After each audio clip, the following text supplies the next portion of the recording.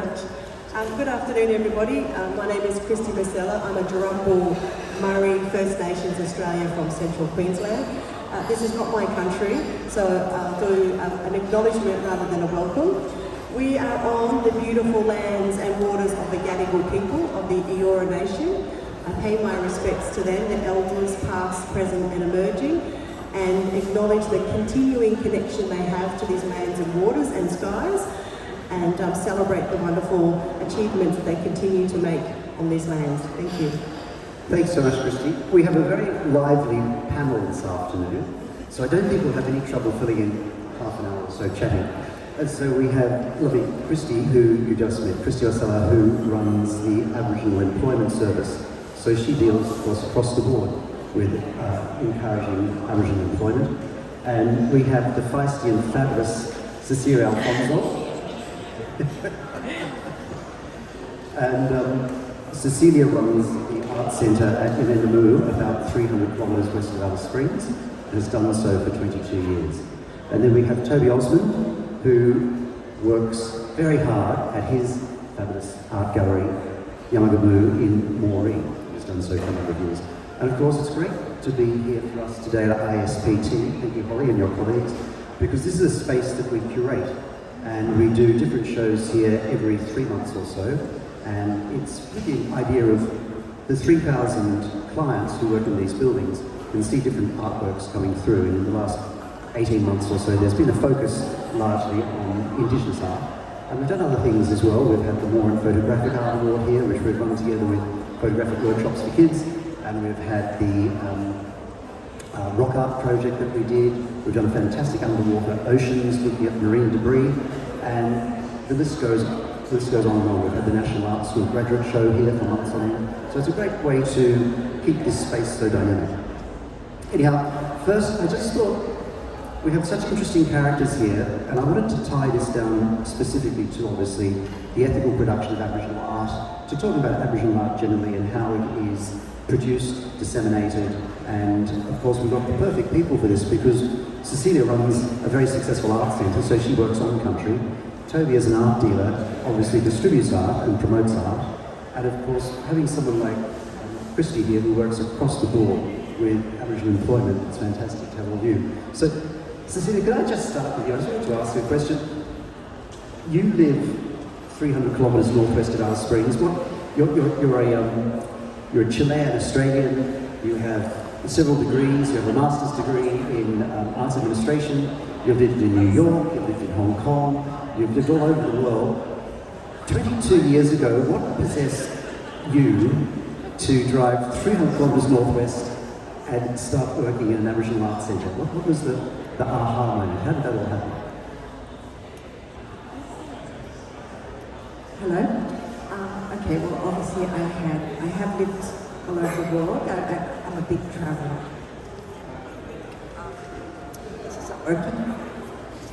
I think what encapsulates my attraction to that environment was really,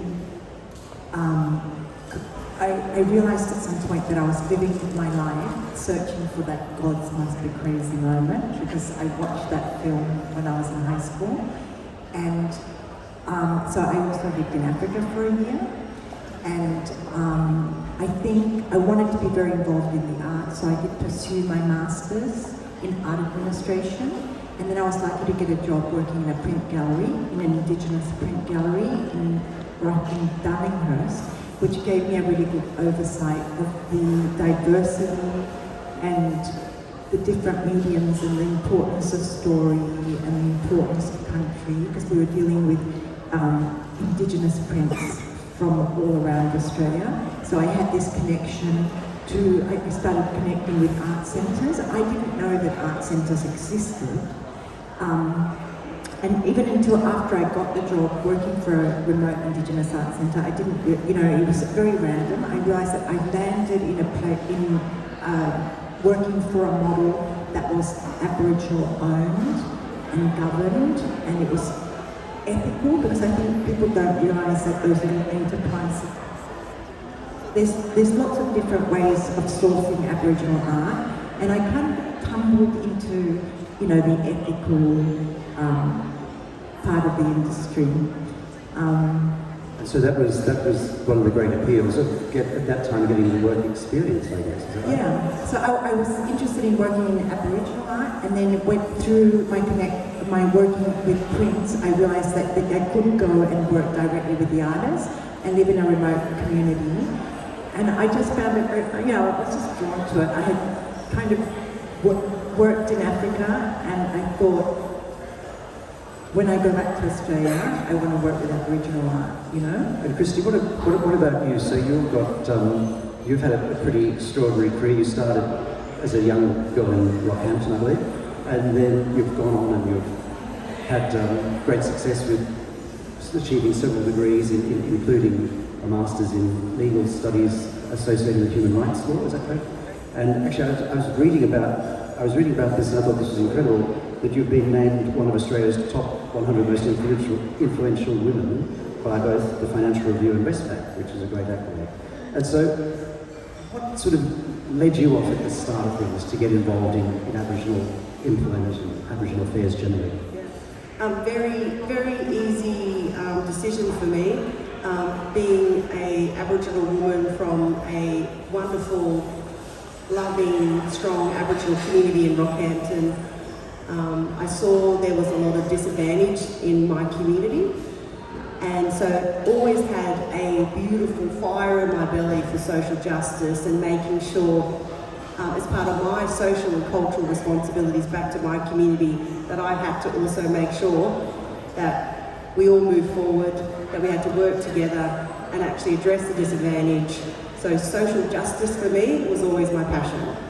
I started off in journalism because I wanted to tell our people's story and make sure that the world knew about our strengths, but also the challenges we face in Australia. But moved into the world of Aboriginal affairs and have only ever worked in Aboriginal affairs. One day I decided to take a career change. I worked in Aboriginal affairs in government for 20 years. And I opened up the Aboriginal newspaper one day, and the CEO of the Aboriginal Employment Strategy was there. So I applied, and 10 years later, here I am, and discovered amongst that way that I was also included a fabulous Aboriginal art gallery and cafe in Moree that was also part of the AES group. So, well, that leads us to Toby's story, doesn't it? So, Toby Osmond will be known to a number of you, not for his famous Aboriginal art cafe and his fabulous art gallery, but of course Toby had a string of very cool nightclubs in the late 90s and 2000s called Will and Toby's in Sydney. And some of you may well have been to Will and Toby's, some of you may well remember wonderful nights there, or if you're like me, you probably won't remember the nights at all. But Toby actually, what was it in your case that made an entrepreneurial, energetic young man who's running the Sydney nightlife scene suddenly decide to move 12 hours drive northwest of Sydney to Moree? What was your aha moment? Thank you, Justin. Firstly, I should say that I am from Moree. I grew up on a farm an hour north of Moree, youngest of 4 boys, and anyway, farming life was never going to be for me, and so I definitely aspired to the buzz of, my case, Darlinghurst and Surrey Hills in the 90s and 2000s. Anyway, after 20 years of that, I well and truly ticked that box. When Justin was quizzing me on this earlier today, I sort of felt like I was the last one left on the dance floor, so time to find something else to do. And Kristy's going to talk more on the backstory of the gallery and then the AES, which was founded in Moree back in the mid-90s off the back of the Royal Commission to Aboriginal Deafs in Custody.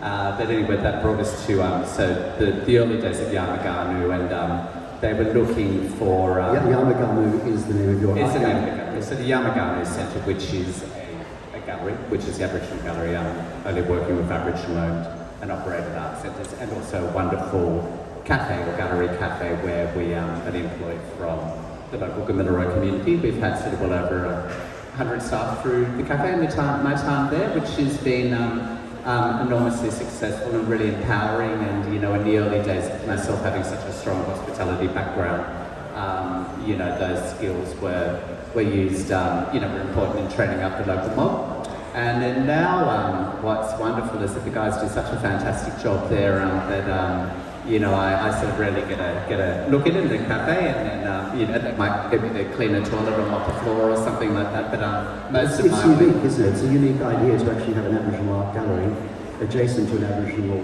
operated cafe. Yes. Well, that's what I think is really very, very inspiring about the group we have here today, because when we're talking about the creation of Aboriginal art and the promotion of Aboriginal art, we actually have someone working on community, someone working with, obviously, selling Aboriginal art, and of course we have you, Kristy, with your knowledge of Aboriginal employment issues across so many industries, not just the fine arts industry. But Cecilia, can I just go back to you and ask you a little bit about, obviously the art that is produced in your community is intrinsic to the preservation of their culture, but just tell me about what it's like. So you arrived there 22 years ago. What is the community like? What is the art centre? What does it mean to the community? And what's the day-to-day running of an art centre look like? So, I think fundamentally our mission is to provide somewhere for people to go and to do an activity that is culturally appropriate, where people get an ethical return for the work that they do. So 22 years ago when I arrived, it was, before internet and digital photography, the art centre, Warlukurlangu is one of the oldest Indigenous art centres. It was established in 1985 by the local people who saw the development, the growth of the Panyatula artists, which is very close. And people realised that by painting, they had a way of making money. And so they were looking for someone to start this little enterprise. The art centre used to turn over about $200,000 a year and make about 300 artworks. So I arrived in late 2001, and I bought the first digital camera, so that was really important. And then we had dial-up internet, which otherwise you had to take a photo of a painting, drive 300 kilometres to get the photo developed and post it, to galleries. So obviously I was very motivated, and I was probably very hardworking, but I had a few things like that that helped me to diversify into. So today we produce over 11,000 artists paintings a year. We specialise in a lot of small works. So how we see our role is to give people something to do. We pay over 800 artists. So Yaama is the largest community, but we started a satellite program in Nairobi, which is a further 160 kilometres down a dirt road. And anybody in Yaama can come. We provide them with all the materials that they need. And there's different models. Our model is based on maximum engagement. So when you're working with 800 artists, it's very different to some of the art centres in the APY, for example, that are based in small communities and might have 10 or 15 artists. So we have to, and we pay people when they finish the artwork. As soon as they return the finished artwork, we pay them an estimated 50% of the wholesale price, and but when we invoice for the work, half of the sale price is credited to the artist account. So I inherited that formula, which was 50% to the artist and 50% to the art centre, so it's their business. And with your skills, you're running the financial side, the promotional side, is that correct? That's right. So about a year after I started, I hired, I'm Chilean, and I hired this other Chilean girl by complete coincidence, who has a conservation background, and she's very good at mixing the paints. So we used really good materials. It turned out that people say now that I could probably sell rice to China. I was in my forte. I was pissed out when I first got that job. And I think it really made sense of every random thing that I had ever done. I had done secretarial work, I had done film production work, and so, working in a remote community gives you the opportunity just to explore all your potential and fire on all cylinders.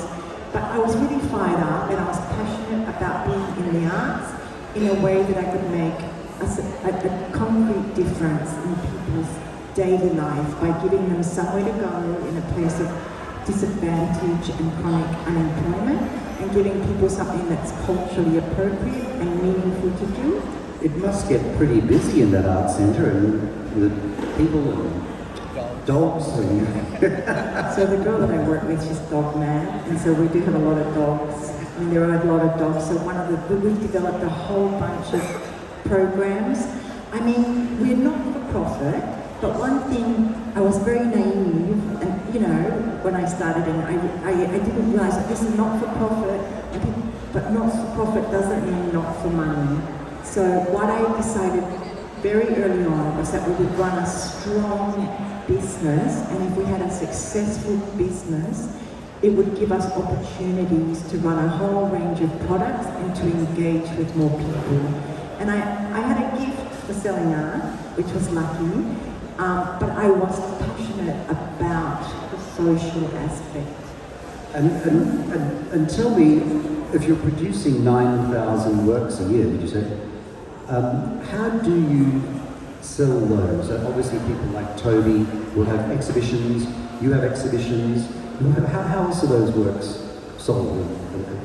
I know people often ask me, how do you do it? But I think there's lots of I think I different... sell about 100 paintings here, and that nearly kills me. I don't know how you... Because we produce 11,000, but we sell 11,000. I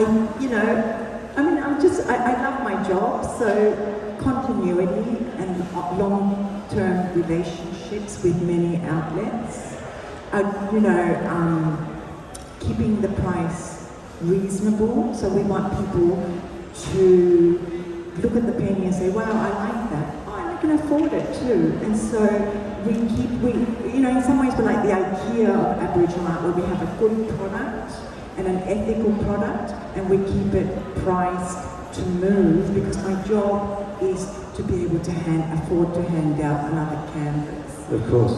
So we get a little bit of government funding, about $120,000 a year. But last year we turned over more than $5 million. That's so incredible. Millions of dollars going back. And Toby, that makes me then go to you. So Cecilia, you're producing it. Toby, tell me, what's a typical day look like for you at your art gallery in your cafe? Firstly, I just want to say, given where I sort of came from, that I just feel so very fortunate to be working in the industry that I am in. Like I literally pinch myself to be given this opportunity and to be working with people like Cecilia and the artists, and we work with about 25 communities, sort of from mostly focused on Central Australia, the APY lands, which is the northwestern corner of South Australia that some of you will be familiar with, and over into sort of the Ngungalla lands, the Western Desert Art Centres, which is your wonderful big abstractions like the one from Mrs. Giles, this kind of work which was probably, some of the first work that I saw, and I thought, wow, there really is some magic on this canvas. So the typical day for us at the gallery, that always starts with a bit of a gossip with the girls, of course. That's always an important start to the day. And it's always, I've always kind of kept well informed and sort of, what's happening in community, and so there's always, a bit of fun to be had there. But typically we have 6 exhibitions a year.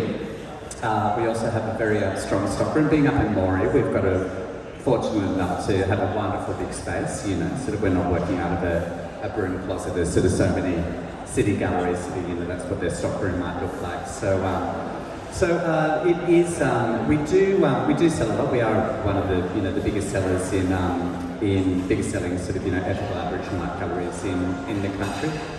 We have built like a sort of a solid reputation over a fairly short amount of time. We found that the buyer these days is really doing their homework to make sure that they are buying from the right place, and then they are asking all of those right questions, which we absolutely encourage. Okay, so this painting here, this $100 painting, tell me how much money is the artist going to be seeing? And so we, we run this completely transparently.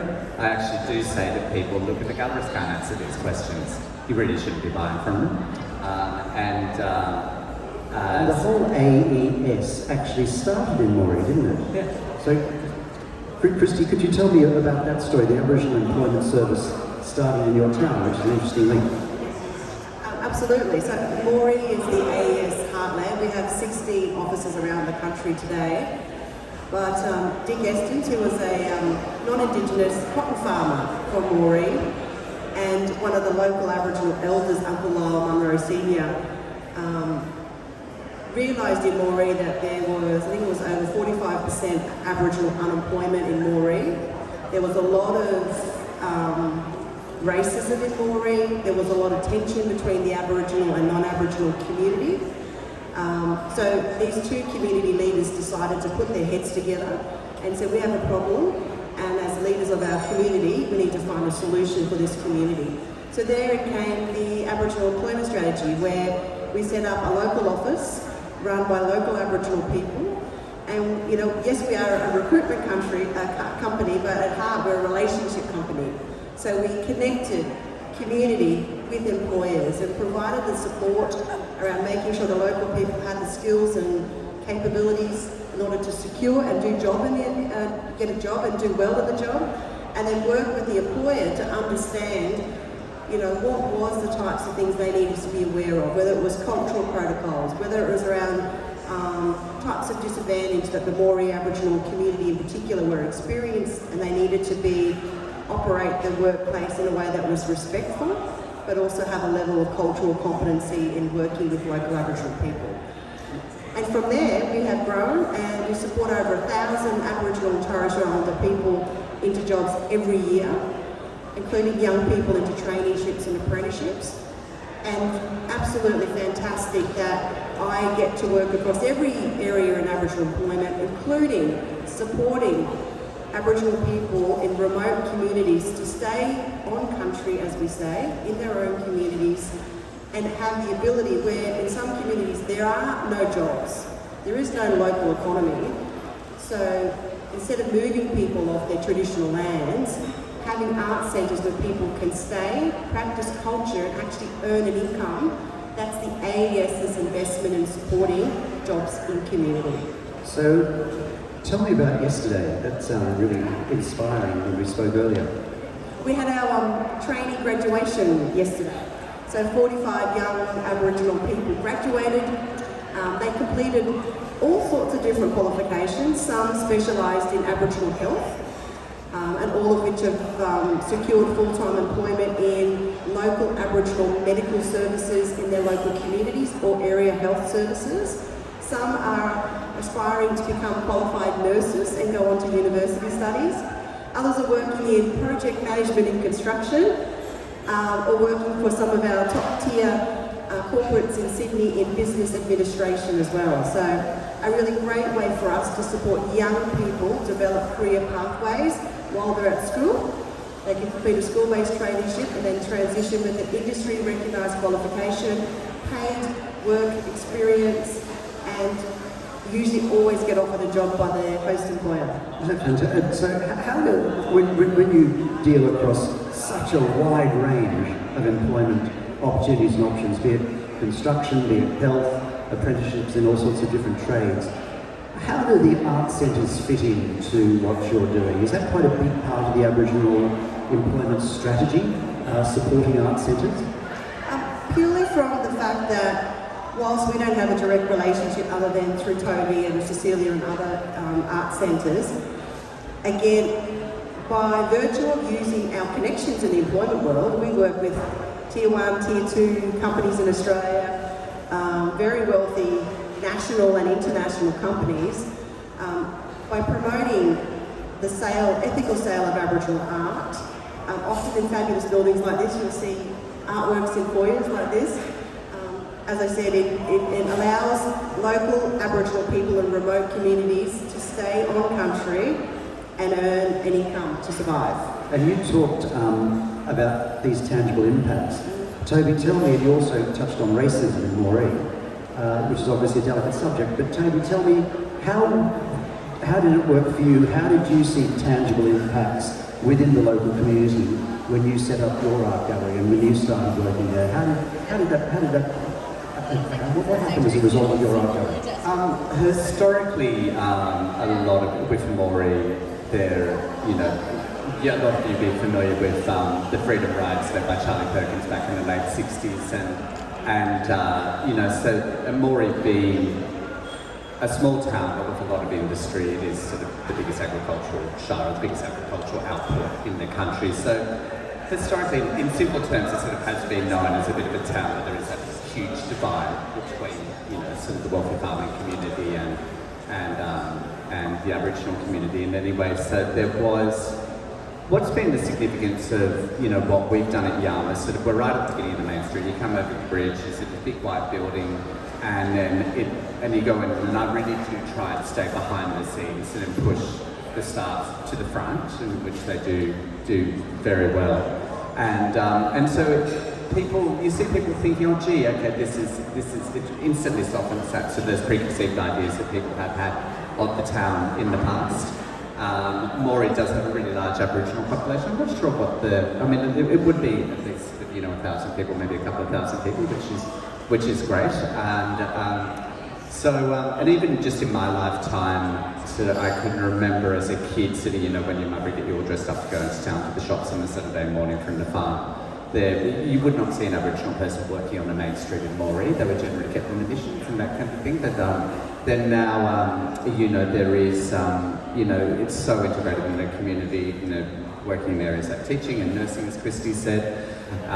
One of the questions that I get asked sort of, daily is show me, some local Aboriginal, like Gamilaroi art. And then, sadly, that's something that we haven't really realised yet, but the positive of that is that the community are all school teachers and nurses and working in all different industries, and they haven't got time to paint. But it also makes your gallery quite unique, because you're not just showing people from the Gamilaroi Nation, you're actually showing from art centres all over the country. Absolutely, and as I say that, the whole industry, whether it's an art centre, Yuendamu or up in East Arnhem Land, the whole industry of Australia needs to support and celebrate, what these fantastic artists are doing.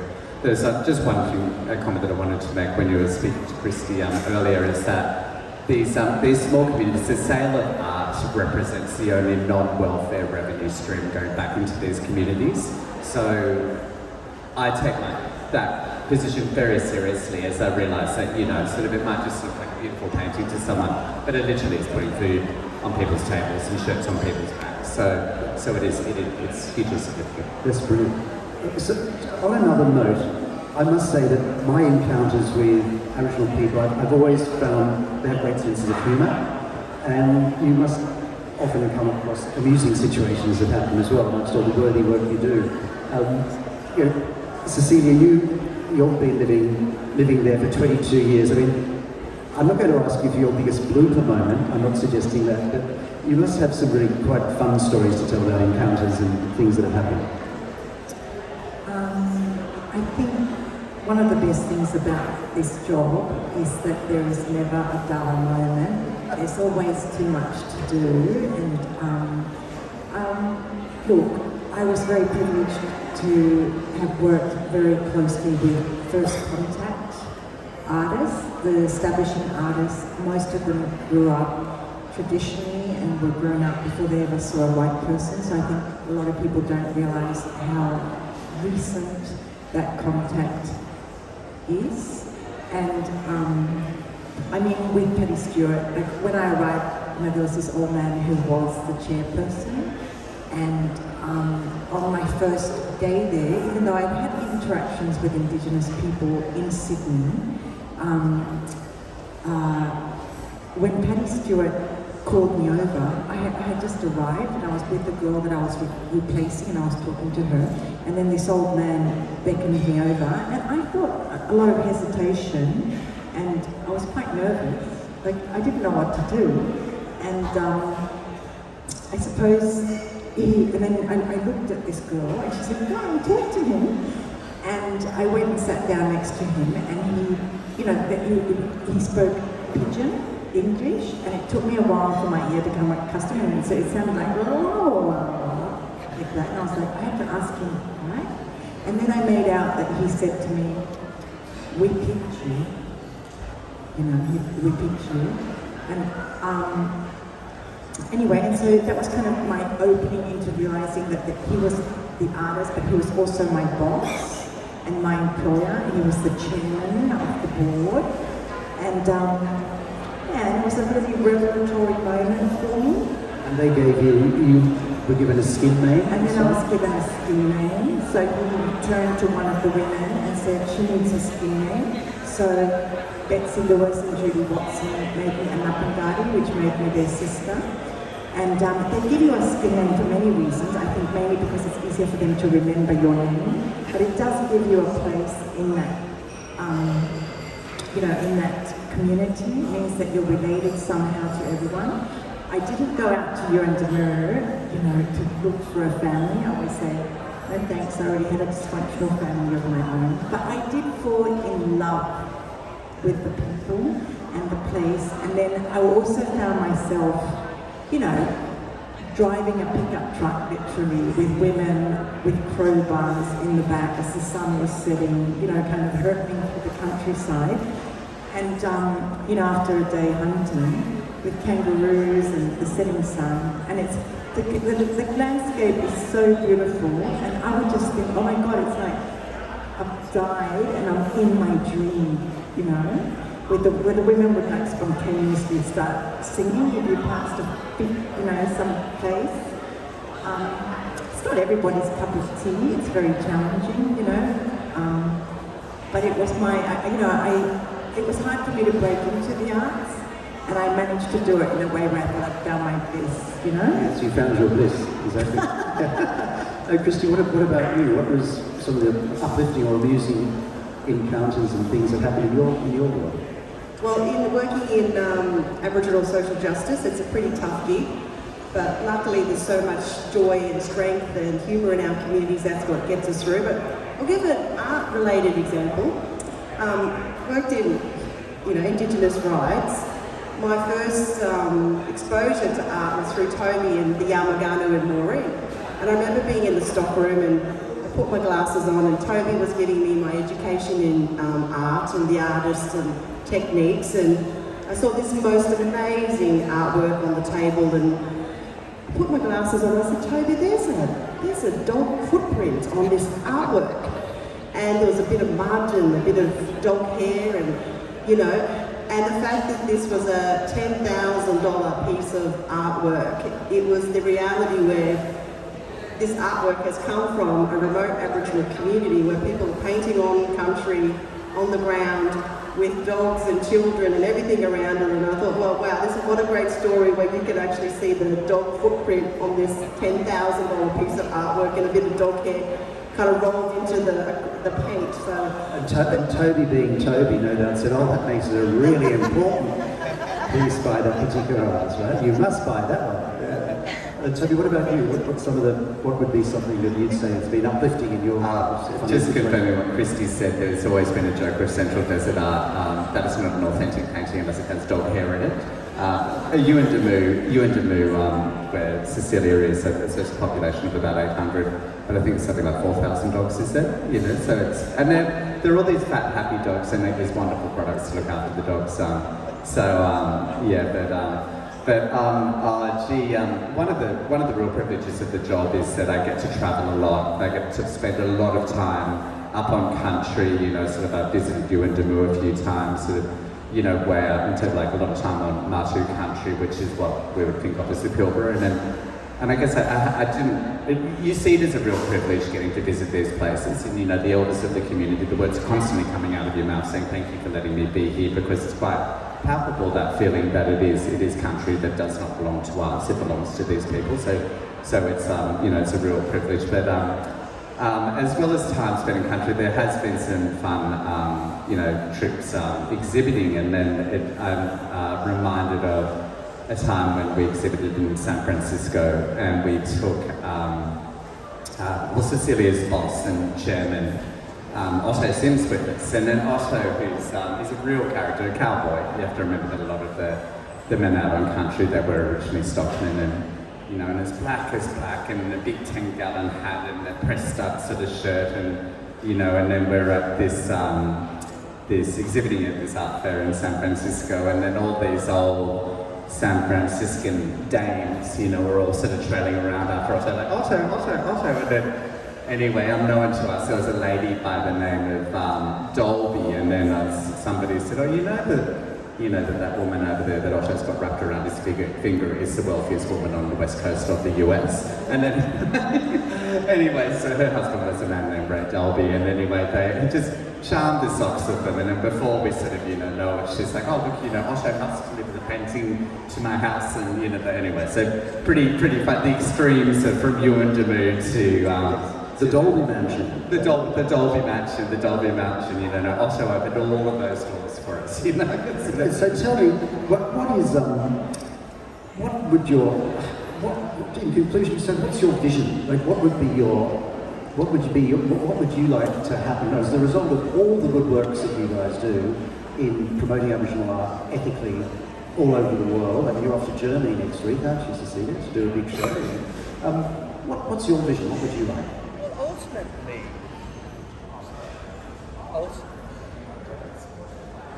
Ultimately, my involvement is to sort of, make myself redundant one day, and then, sort of people on community who will be doing my job, because there'd be so much power in Aboriginal people selling Aboriginal art.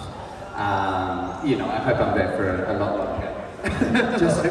Kristy, my boss, you'd like to be there for a bit longer, that's right. But ultimately, you'd like to make yourself redundant. Absolutely. It's Ed and I sort of, with the staff of the cafe, and I get them as involved as possible with the gallery, and and I always say to the guys, there isn't a right or wrong answer here. Let's talk about sort of, this new exhibition, what work you like, what you may not like, what moves you, that kind of thing. And then slowly I'm in Sydney at the moment, so the guys will be running the gallery, for the couple of days that I'm down here. And actually the last time I was away, I came back, and then, a wonderful Gamilaroi girl who works with me in the office, she said, I sold 5 paintings today. And honestly, it just made me feel, like I'd done my job, and it just felt, and she felt great, felt really great. It's a brilliant answer, isn't it? I'd like to make myself redundant. And what are some of the visions you have, Kristy, and the broad-ranging job you have throughout all New South Wales, South East Queensland, employing thousands of people in so many industries? What are some of your ideas and visions? My vision is for all Aboriginal and Torres Strait Islander people to be self-determining, have the ability to make choices in life where they have the economic means to live a life that's based on their aspirations, and that could be staying on country, and on country can mean Sydney Harbour too, Ganu people, there's local communities here, but also for remote communities too, where they can stay on traditional land, continue to practice their culture and pass on those wonderful cultural practices, stories, traditions, which are so critical to our identity as Aboriginal people, but for people to be empowered. Empowerment. Yeah. Cecilia, what about you? What are some of the visions that you have with your community? Okay, well, it's a long story, but I always, when people ask me that question, I always say when I first arrived, people started asking me, what is the future? I think for me, it's about making a difference in people's lives on a day-to-day basis. It is very challenging, and sometimes when I'm exhausted, I feel like, oh my God, I'm pulling out my hair, and I see people going to the shop. I don't judge what people spend their money on, but going to the shop and genuinely being able to put food on their table. I think it's about recognising, initially people said, when that first generation of artists die, they won't, this industry will die. But I think what I've been able to live through is this idea that Aboriginal people remotely and in the urban centres are contemporary people, and they can, the art hasn't died. It's just different. It's contemporary people living in the modern world and engaging with it, and it is different, but it's equally valid for people to be painting today, whether they're painting their traditional stories or just painting a decorative painting, and to give people some worth and some way to go, you know? So it's a day-to-day survival vision. Yeah. Do we just have any questions in the room to our panel? I wonder if anyone had any questions they'd like to ask. Yes.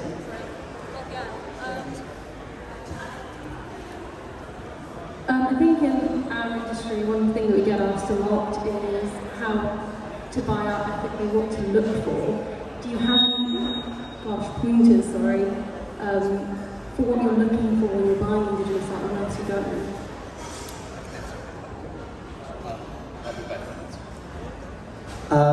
There is as I said before, you know, sort of it's about transparency and it's about, you know, doing your homework, asking all those right questions. Where's the painting from? How much money is the artist getting? Those kind of things. There is a wonderful initiative called the Indigenous Art Code that some of you might be familiar with, which is kind of a watchdog. It's heavily audited, and you possibly, you know, you should with, you know, contemporary Aboriginal art, secondary market might be different, but contemporary Aboriginal art, you sort of really should only be buying from galleries that are members of the code, and that as well goes with, you know, fashions, homewares. We've all heard the terrible stories about, you know, I think Chanel was making boomerangs at one point or something like that, so we don't want to be supporting that, you know, so it's, but you know, the code is a really good starting point for just, you know, for the sale of ethical Aboriginal products. I think you've said it all. I think do your homework. I run an Indigenous art centre, you know, which is Aboriginal owned, but not all artists have access to an Indigenous art centre. So even though I work within that model, I'm not an art centre only proponent. People should be allowed to work independently, and Aboriginal people need to choose, they need to go out there and engage, and sometimes they might work for unethical people or not make the best deal for themselves, but they're not going to learn unless they're given the opportunity to go out, just like anybody else, that, you know, any other artist from any other culture. But I think you need to do your homework, basically. Do your homework, yeah. On a completely different tangent, because you mentioned Chanel, into my head. Aboriginal fashion. Now, Kristy, you're obsessed with it. After the Darwin Art Fair, I'm obsessed with it. And Holly, I think that we should definitely do an ISPT Aboriginal fashion show at some stage, because it is so awesome. Could you just quickly tell us a little bit about it? There's so much happening in the fashion world with the Aboriginal. Oh, super exciting. I mean, these artworks behind us, you know, once you sort of buy your first amazing Aboriginal piece, it becomes very addictive. My house looks like a gallery now.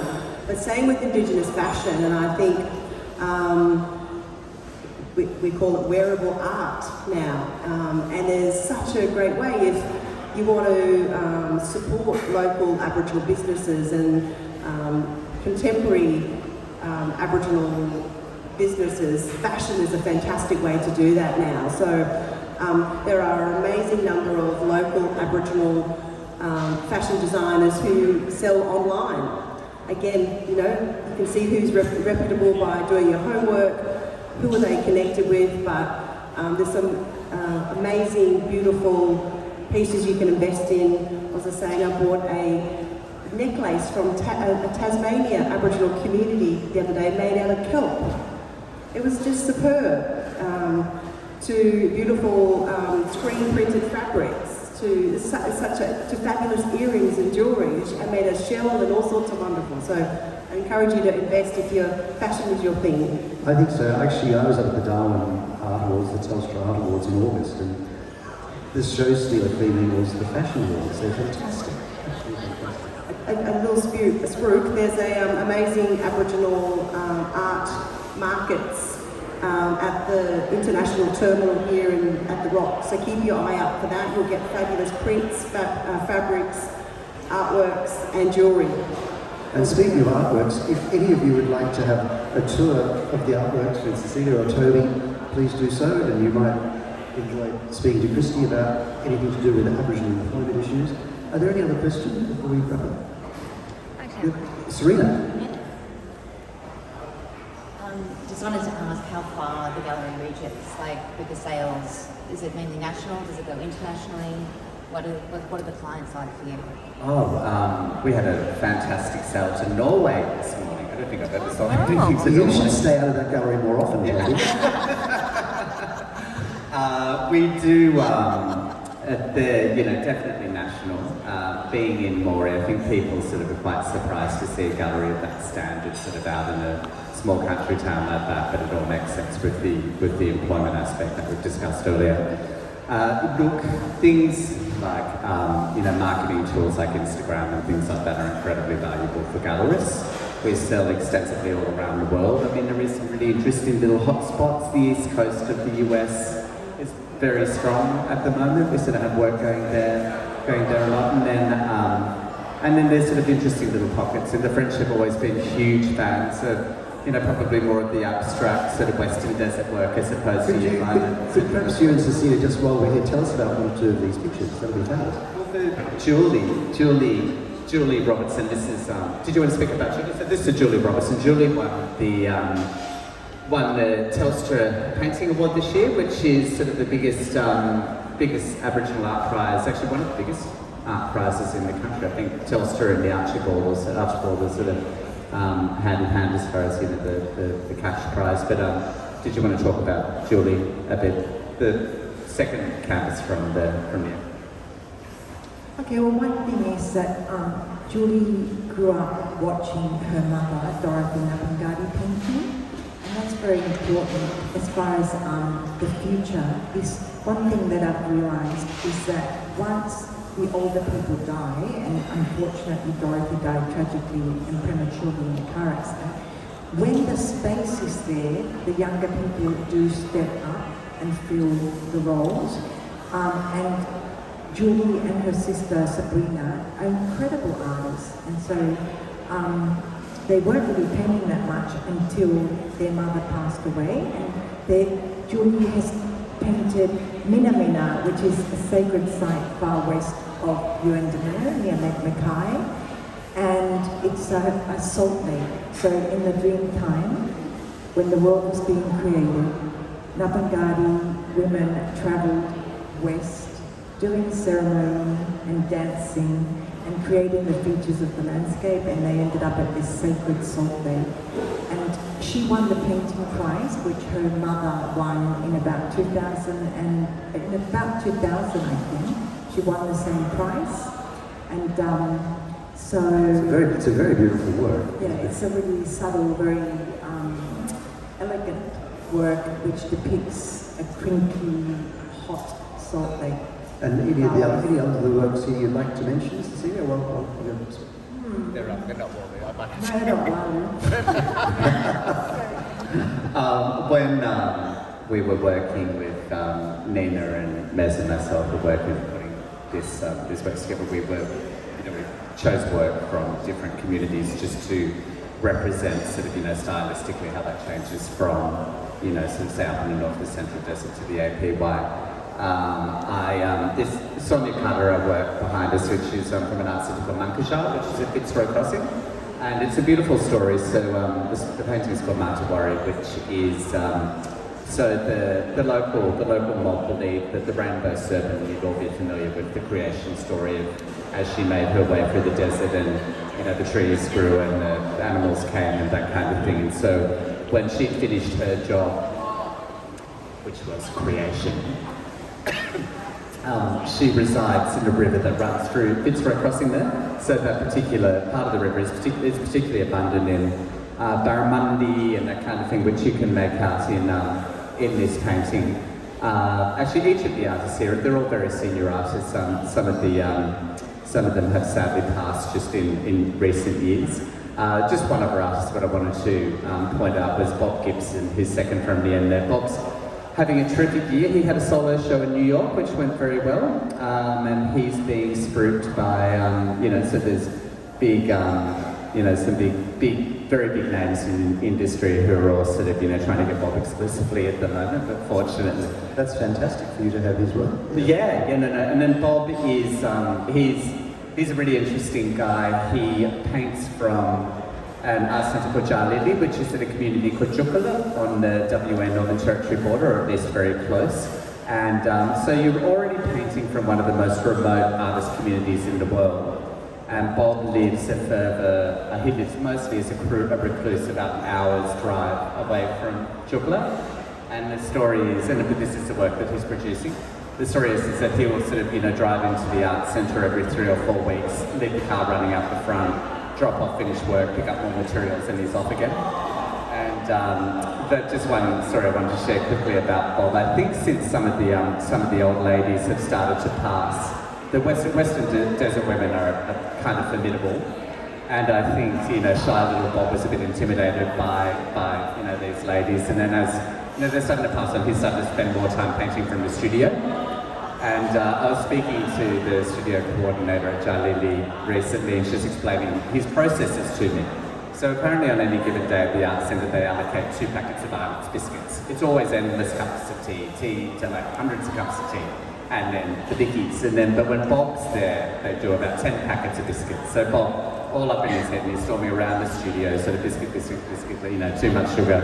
And then the art centre manager will be like, oh, should we help you get set up and maybe, help you mix some paints? And he's like, oh, no, not ready. So anyway, this process goes on for a full day, and then finally when he gets in the zone, he's like, right, go, start. And then so the process of putting paint to canvas actually takes about 15 minutes, I'm told.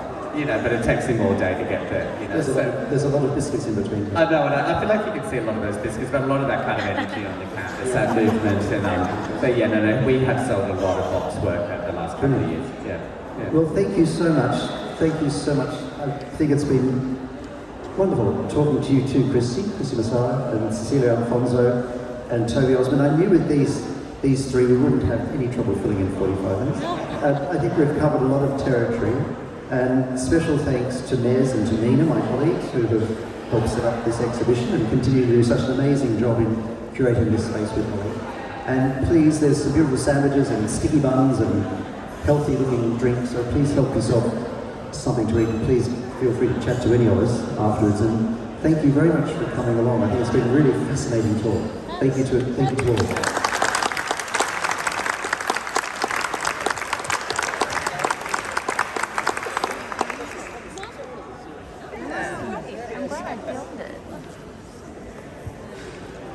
So good, wasn't that wonderful? Thank you, Jessie.